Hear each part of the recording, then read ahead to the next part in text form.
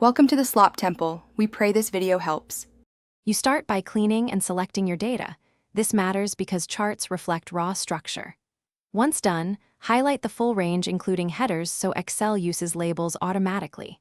Next, choose a chart type, pick column for comparisons, line for trends, pie for part to whole, and insert it with the Insert tab. Make sure to check that each series is in its own column.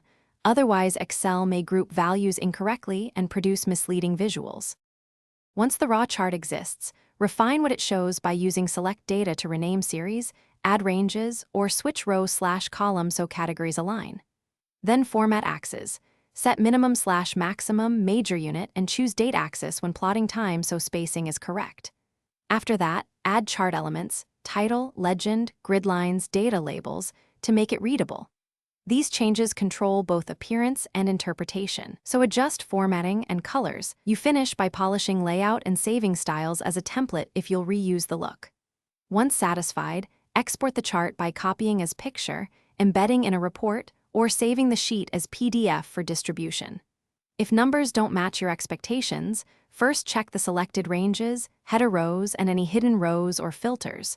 Also verify cell formats are numeric, not text. If that fails, rebuild the series in Select Data. Often the fix is a corrected range or switched row/column. Thanks for watching.